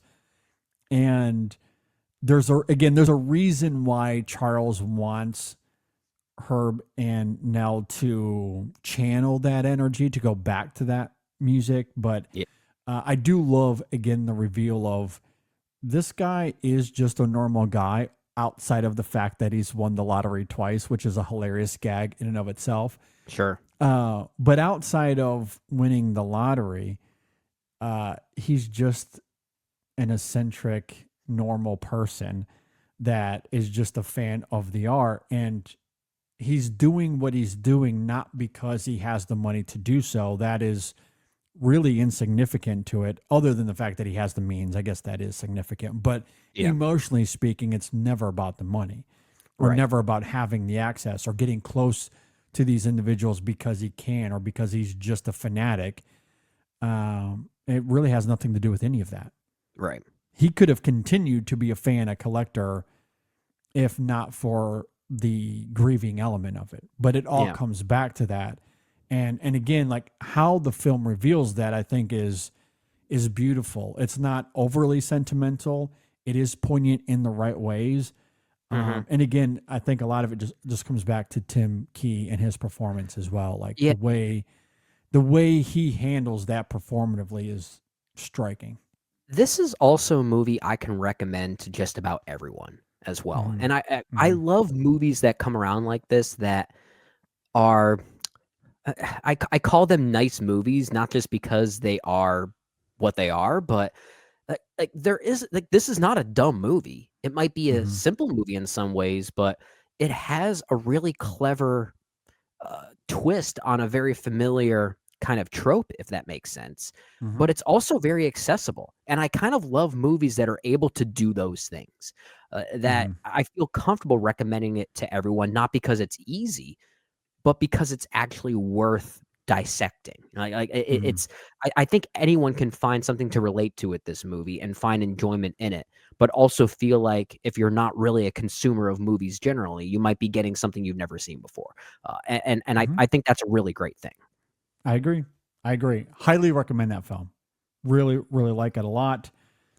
And I think there's a chance that film gets mentioned at the InSession Film Awards. I'm just going to say that. There's I'll leave it there for now. It's a very surprising movie. All right, let's pivot back to Netflix. Let's talk about the documentary, The Perfect Neighbor. Boy, do I have thoughts on this. I feel like I have to throw it to you, JD. You're the Florida man. Yeah, well, okay. I don't remember exactly where in Florida this took place, but I'm not surprised, and I recognized the Florida almost immediately. I'm sure you did. But good Lord, this film, I did not know anything about this case. I don't know about you. I didn't know anything about the case. I went into this really not knowing anything other than people were raving about it. And I came out of it, one, incredibly stunned by how this film was pieced together, and we can talk about that as well. But my goodness, I was utterly broken emotionally after watching this.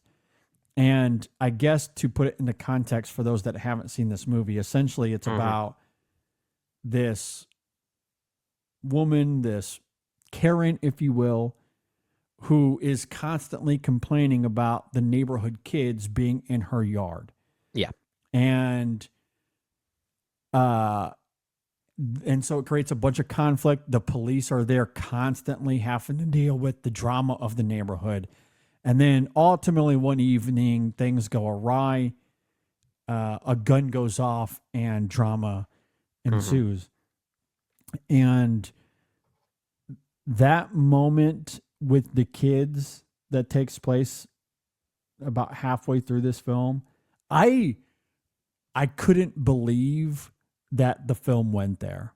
I didn't expect that the film would show us that.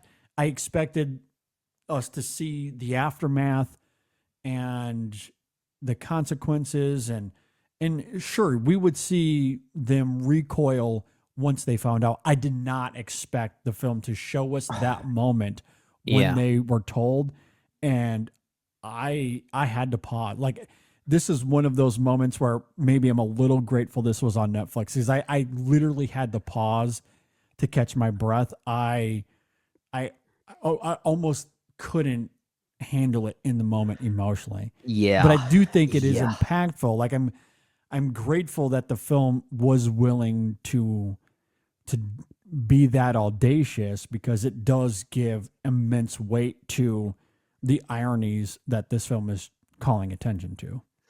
I just wish there wasn't any music score during some of those middle sequences. I feel like I admittedly didn't even. That's fair. There are moments where I felt like it was maybe trying to, for lack of a better term, kind of movify some of those sequences. Not so much. Like, the thing that really saved this movie for me more than anything else is the fact that I didn't know anything about this case. So the fact that it was very new and fresh for me is maybe why I was still ultimately moved by this thing. I feel like if I was familiar with this case, this could have, and I don't think it does. This might sound like a dig, but it's not meant to sound that way, because I think the movie is still sophisticated enough to not fall into this particular trap. But I think it does come at times pretty close to almost having this Red Rooms like energy, where it's almost treating us as the Carrie Anns, if you will. And by showing us that middle segment that you're calling out there, as moving as it is, I do often wonder, are we latching onto it because we're just like Carrie Ann, finding an obsession with a case like this? I kind of wonder if it does go a little. That's a very different interpretation. I did not have that experience. I wonder if it goes too far, is my question. And this is probably something that the family in question wanted in this movie. They must have given permission for that. I don't know if that's the case. So. Yeah. I do wonder if it's even necessary. That's like, I'm not saying it is or isn't. I'm so torn on the simple choice that it goes there. Yeah, I did not have that interpretation. Again, I think the film makes the right choice there, because for me, it was never about getting caught up in the horrors of it from like a Red Rooms type of perspective, as much as it was, again, tapping into the ironies of what this lady thinks that she is versus the reality of her own choices. And again, the devastating consequences of it. And I think some of it also circles back to the filmmaking choices here, which, again, we haven't really noted, but this whole film is from the perspective of police cam footage, like the body cameras that the police wear. Yeah, which is a very clever way to tell this story. Absolutely, incredibly clever. And it's seriously, it's one of the best edited movies of the year. I can't even fathom. I can agree with that. I can agree with that. The amount of footage they had, and then to put it together to tell a seamless, coherent story the way they do is stunning to me. It's incredible. I don't know if a documentary has ever been up for best editing, but I do think The Perfect Neighbor makes an absolute quintessential argument for that category. I think the editing here is striking. And again, for me, I think the moment with the kids is more about giving weight to the real world consequences of those choices. And you know, because a lot of the times we hear these stories and they're nothing but news coverage. We never actually see it.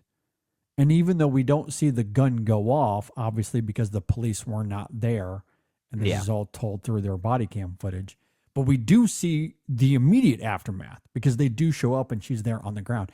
So we do see the immediate aftermath, and then to show us those real world consequences, I think it highlights what the film ultimately shows us in the back half of the film as it relates to the imperfections of the justice system, and not just imperfections. That's probably the wrong word, but like the loopholes that loopholes, yeah. the biases, the fact that she was out and free for weeks and months at a time after all of this, that they didn't treat her in the same ways that they probably would if she was from a different background, we'll say. And that's like that irony is what the film is wanting to highlight. So by showing us the devastation, it just heightens those ironies. And so for me, that's where the film becomes profound, and why I think it really needed to go to the places it does. Well, weirdly, one of the things I like the most about the movie is that it also chooses to show us what is essentially an unedited interrogation process as well.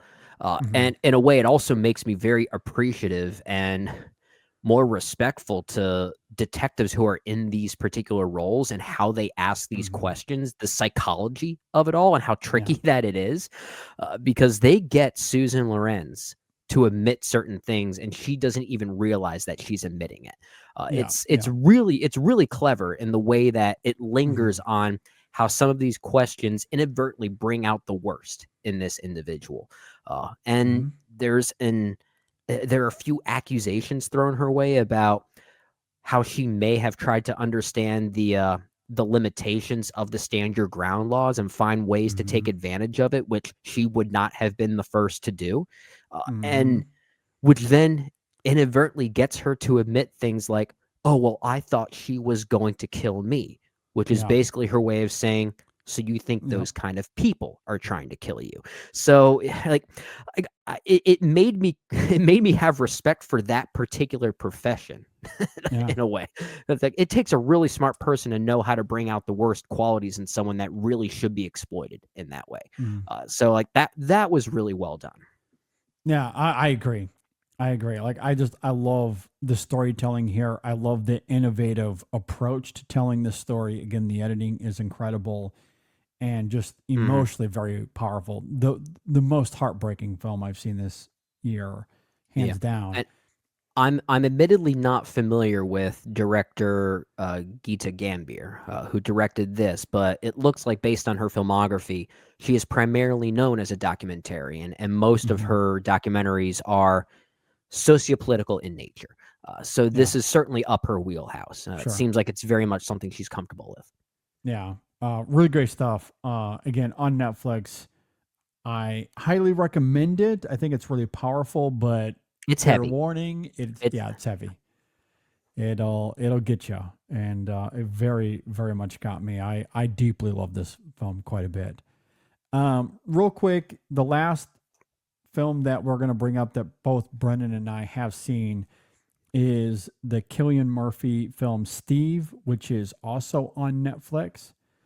What did you think about this one? This was directed by Tim Mellence. I don't know if I'm pronouncing his name right. Mellence? Yeah, I'm not sure. Yeah. But the last time he and Cillian Murphy worked together was not too long ago. The film Small Things Like These. Yeah. And I will say this about the film Steve. It made me realize that I may have underrated Small Things Like These. Okay. Yeah, I like that movie. Don't get me wrong. I did like that movie.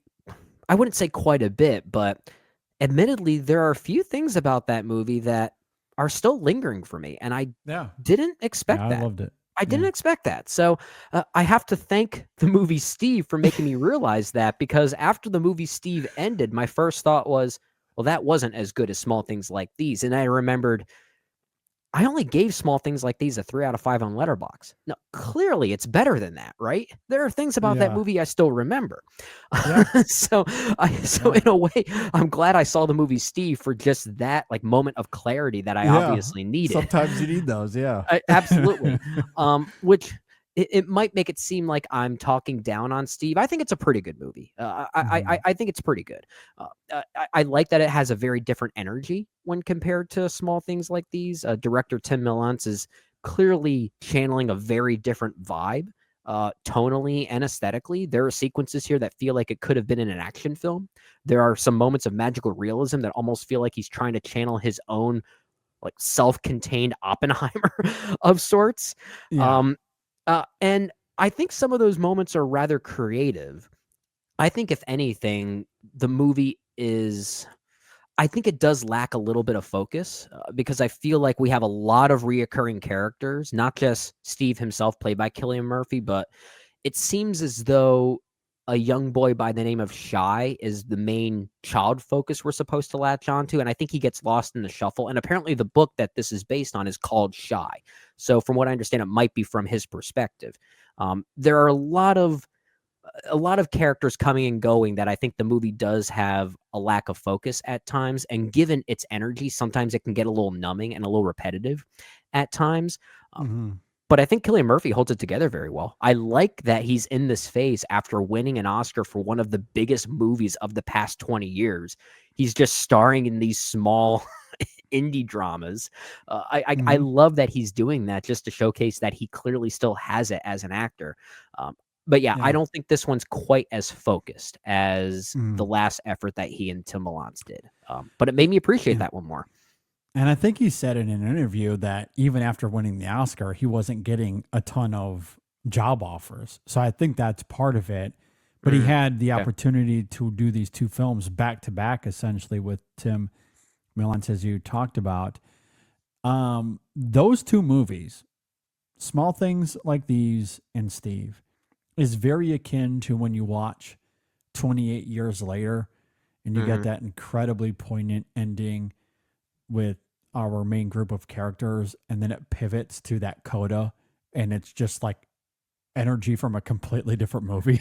And Steve is that coda? Is that what Steve is that coda. Yeah. These two films are nothing alike.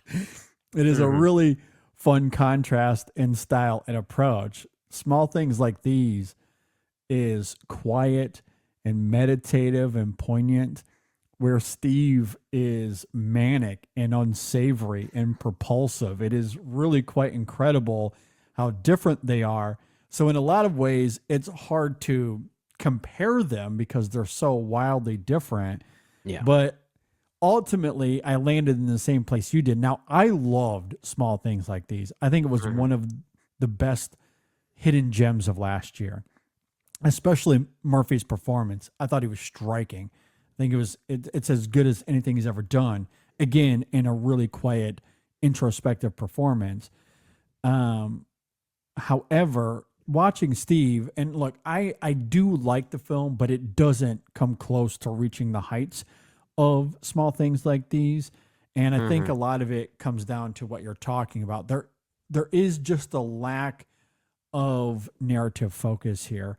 I like the thematic and emotional heights it's aiming for, but I just don't think it's able to get there because it's bouncing around a little bit too much, especially when you're talking about the Shy character. There's a really great scene early on when he's talking to his mom, but that whole through line essentially disappears for the majority of the movie. And especially some of the actions that Shy takes towards the end, which I won't spoil. Yeah. And I'm not asking for a more conventional approach with this movie, but at the same time, I kind of feel like this may have needed a bit more of a tighter character connection between Steve and Shy specifically. Like you can have all of these characters coming and going, but I think a duality here, a camaraderie between these two characters specifically, may have served this movie some good. Yeah, exactly. There's a difference between having this manic, unsavory energy, but having cohesion in terms of character and story. Yeah. And that's where the difference is. The film just gets too caught up in its vigorous energy and, oh my gosh, we're moving, there's all this drama, and then these kids are getting into a fight, and there's this drama, and then the governor shows up, and we're having to deal with all these things. Yeah. Like the manic energy is fine. Again, it creates a unique difference to something like Small Things Like These, but you do need to ground that with some sort of character and narrative cohesion. And that's just not here. It bounces around. So the film becomes too manic in its own right. and it keeps the film from really making the point that it wants to, at least carrying the same weight that it wants to. So Yeah. I enjoyed it. The performances here are very good. I appreciated the energy, but I do think it gets a little too bogged down in its style rather than telling its story. It is a movie I'm glad exists as it does, because I like when filmmakers try to give themselves an opportunity to flex their directing muscles, if that makes sense. And that's what Tim Millance seems to be doing. So Yep. if he's able to work with a much tighter script next time, maybe his next film, whether it's with Cillian Murphy or not, maybe there's a trilogy of brewing and we're just not aware of it yet. But maybe his next one will be some type of fusion between Steve and Small Things Like These. And like, I would love to see that movie, like have something with the manic energy and the directorial flourishes of Steve, but with the tightness and the focus of something like Small Things Like These. That's a potentially, like, that's a great movie waiting to happen, I think. Yeah. No, I agree. I agree. I know we're running a little long on time here, so those were the 5 that we both have seen together. Yeah. There is at least one other movie I want to talk about real quick, and I think there was a documentary that you saw. Yeah, and I could talk about it pretty quickly too. Okay. So why don't you tell us about that? Yeah, so the documentary I saw, it's on, I think it's on Apple TV right now. I think I rented it off of Prime, if I'm not mistaken, but it's called It's Never Over, Jeff Buckley. It's directed by Amy J. Berg. It is about musician Jeff Buckley, who famously only ever released one album in 1994 called Grace, and then he sadly passed away in the year 1997 due to a tragic boating accident. And I think he was only in his 20s when he passed away. I don't remember his exact age, but this is clearly made for those who do love Jeff Buckley's music, which includes myself. I think because of that, it's better than pretty much any music biopic from this year or last year. But a lot of that does have to do with my love of his album Grace. As I said, the only full-length album he ever released. And one of the most eclectic, one of the most soulful and vocally awe-inspiring rock albums ever made. Just his vocal stylings are enough to get you hypnotized. I think as an artist, he was really quite great as a musician. I think Amy Berg does a great job injecting some moments of visual experimentation here, which makes it, even though the framework here is kind of your basic Talking Heads documentary in a way, those moments of experimentation do add some pizzazz to give it a little bit more than just your standard Talking Heads approach. I think the extra footage of Jeff himself, it kind of felt like a peek behind this mythical curtain because he was such a mysterious individual. So that's all of that. There is probably why I'm bumping my star rating on Letterboxd up more so than maybe it should be, because I don't think it's a perfect movie. But my love for Jeff Buckley and his music is certainly what's pushing it over the edge. If you are a fan of his, I highly recommend it. Okay. Yeah, that might be one I have to put on the list. I have not seen that one yet.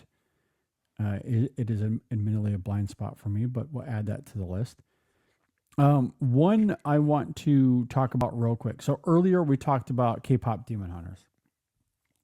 The other animated film that, at least in terms of quality, that I think rivals K-pop Demon Hunters is Neja 2.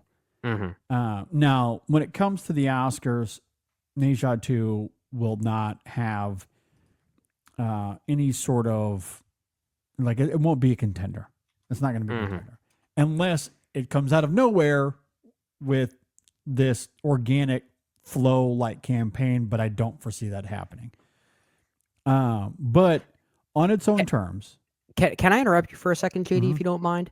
Yeah. Didn't you also review this? I did. Yeah. This is one that we did do a review for. I was just making sure it wasn't another. Yeah, it wasn't another K-pop Demon Hunters. No. Not this wasn't another K-pop. Okay. Did do a review of this. Sorry, Sharia Chavla. Proceed with your point. Yes. So this film might not be a contender at the Oscars, but I do think it is a heavy contender for Best Animated Film of the Year. Now, of the two, I might slightly prefer K-pop Demon Hunters, but I do really like Neja 2 quite a bit here. It is a little convoluted narratively, but overall, it carries the same emotional ethos as its predecessor, and boy, oh boy, is it complemented with some extraordinary animation. The animation here is really quite great. I was very thrilled to get to see this in a theater. And I wanted to bring up here, despite having that review, because of the K-pop Demon Hunter conversation we had a moment ago. Sure. You and I have not had a chance to see this or talk about this, excuse me. Right. But I do think that it's worth seeing in terms of, year-end discussion type of stuff. If you get it, I mean, you might have to see the first Neja, and both of these are not short movies, so I don't know if you will have an opportunity now that I think if about it does get but, nominated, I'll make the time. That's the thing. Yeah, and I don't think that it will, so it might just be... Isn't it still the highest grossing movie worldwide of the year? Well, and that's what makes it interesting, right? Because it is the highest grossing film of the year. It was huge overseas. Yeah. And in China. Comes over here, A24, of course, releases it, and it barely does anything. But I don't think it was a huge wide release. It was one of those A24 1,500 screens kind of thing. Yeah, an independent thing. Yeah, so it obviously didn't have the same box office imprint, but man, I do really think this is a good film that people should see. Okay. Again, if you haven't seen the first film, you might have to. It might be a 6-hour endeavor because, again, these are not short movies, but they are worth their time. And Neja 2, I think, does push K-pop Demon Hunters. And it might be just one of those weird, unique years where if Zootopia 2 is kind of middling, then we're looking at 2 unconventional films that don't feature characters that, typically dominate the conversation when it comes to animated film in the United States. I mean, when it comes so to when it comes to the best animated feature Oscar as of late, it's been very favorable towards international films. Yep. Right? Yep. So that means more than anything else, Disney needs to start upping their game. Yep. I think so. It's interesting. It's real interesting. So I just wanted to quickly touch on that once again, given the K-pop Demon Hunter conversation we had earlier. Gotcha. Real quick, I'm not going to spend a lot of time here. I did get a chance to see the horror film Together that premiered at Sundance earlier in the year. I don't think it all works. Dave Franco and Alison Brie are predictably excellent in that film and make up for the missing gaps that I think are there. And the narrative, I do appreciate some of the film's disturbing imagery, though. Really like the ending of that film. But overall, I'm like 3 stars on Letterboxd is kind of where That's exactly where I am on that one. Yeah. I love the ending as well. Generally, I don't love the final shot though. Okay, fair enough. Yeah, I would have liked a little more mystery there. All right, that's fair. Yeah. I didn't mind it, but I think what I liked about it is that it leans into itself in a confident way, and I don't think much of the middle of the film does that. Yeah. So I think that's what I appreciate about it. I will give the film some credit for the most self-aware and obvious needle drop of the year with the Spice Girls 2 Become One. Oh, like yeah. That's yeah. Like you don't get more obvious than that, and clearly the film knows it. Yeah, for sure. And then the last one I'll note here for now. Again, I have more on my list, but we're running out of time. And I know there's more that Brennan wants to see anyway. But quickly, I also caught up with the film Honey Don't. And similarly, I'm kind of in that 3 stars range on Letterboxd. It is one of those weird movies I did enjoy and wanted to like more. But I can't quite ignore its glaring flaws. I do think it has brazen blemishes, but I love the slick sexy murder mystery detective story at its core. The characters are fascinating. It's funny and quirky. Really like the cast, but once again, as we saw in the previous movie, I think the screenplay is quite underwhelming. Well, and there are through lines in that film, like the Chris Evans stuff is it's a complete red herring. It's a complete red herring. Yeah. Yeah. It is a complete red herring. And while I can appreciate that to a degree, I think it's simultaneously incredibly vacuous. And I think Margaret Qualley and Aubrey Plaza are really fun. I think to explore that a little bit more and bring more weight and cohesion to that would have done the film good. The Chris Evans stuff, I think, is baffling. I don't think it was needed at all. Well, it's kind of funny the fact that you just said that you're kind of in the middle on this movie in some ways. You're certainly higher than pretty much everyone else, I'd say. Yeah, look, I mean, I think I'm willing to enjoy some of the superficial elements of the film.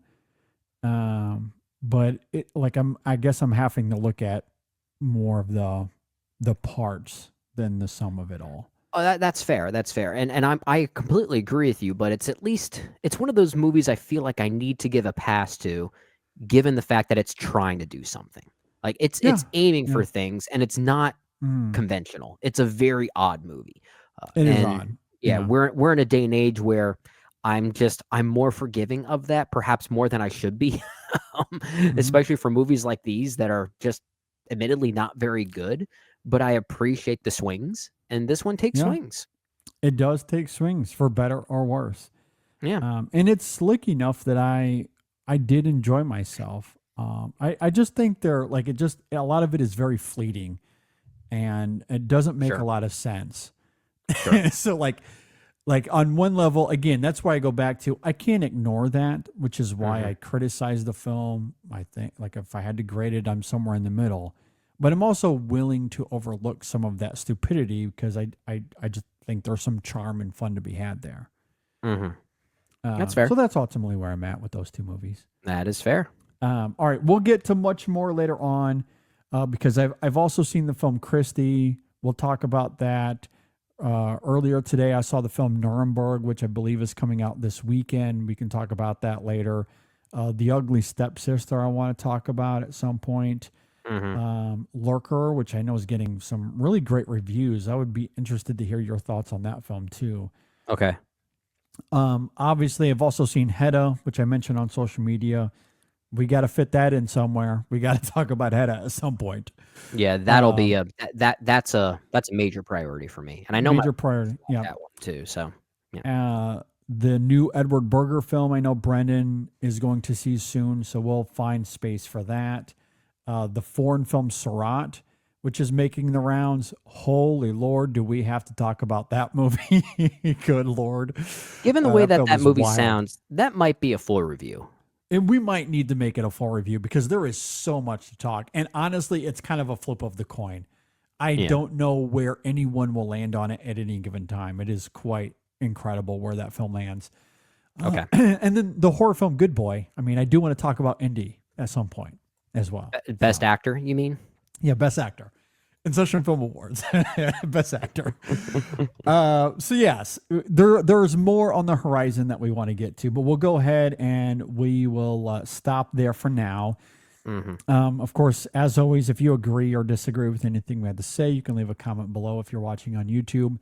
If you're listening on Apple Podcasts or Spotify, you can reach out to us InSessionFilm@gmail.com or on social media. I do want to reiterate, if you missed any of our reviews last week, we had a lot going on last week. We reviewed Springsteen and Shelby Oaks. Those were Megan Kearns-led reviews. Those were really great. And then Brendan and I talked about A House of Dynamite and Blue Moon. Those were really fun conversations. So really full week. And then this week, there was a review of Begonia, the Yorgos Lanthimos movie. I was not there for that. Megan Kearns back once again with Brendan on that one. And then Brendan and I talked about Sentimental Value.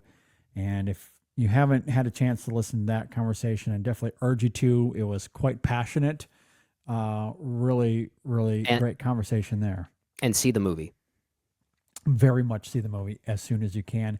Yeah. Even if you're like Dave and you have to drive a couple of hours to Ohio. I would very much recommend it. Of course, I say that very so nostalgic selfishly. because that's something you and I used to do back when we used to live in Lexington. We drove Yeah. to Cincinnati to see a few movies that weren't available in Lexington at the time. Yeah, which is crazy because he sent me a text of the closest theater, and it wasn't the theaters that you and I would go to. The nearest theater playing that for him is all the way in Westchester, which is where I lived in Westchester for a year. And Okay. that is on the other side of Cincinnati from where Lexington is. Wow. So not only would he have to drive to Cincy, he'd have to drive on all the way to the other side. So the suburbs on the other side between Cincy and Dayton, which would add a whole nother, another 45 minutes. To add even more of a coincidence to this all, JD, you said that where that movie was playing was a place you used to live, and that city Yeah. was called Westchester. Yeah. Current town I live in, it's called Westchester. Westchester. There you go. How fun. Westchester, Pennsylvania. This whole show is just full of incredible coincidences and ironies. I am absolutely going to update you on the next adventures of movie music by Stingray. Don't I worry. love that. I love More that. And is that's what it. coming. Yeah, yeah. I think each opening segment of every main show is going to include Yeah. something about that. Gonna have to, yeah. New women in session at the end of the week, as always. They're always doing fantastic work, and we should have a new Chasing the Gold episode very soon as well. Yeah. So busy as always. Of course, be sure to check out all the great stuff at InSessionFilm.com. Dave and the writers always doing great work over there as well. Subscribe, like the show, like the video, however you listen. Be sure to subscribe. Anything else, Brendan, before we get out of here? I think that covers That's it. it. 2025. Busy. Busy, Yeah, busy, very busy, busy. busy, busy. Absolutely. All right. With that said, thanks for listening, everybody. Thanks for watching. We'll see you next time on the InSession Film Podcast.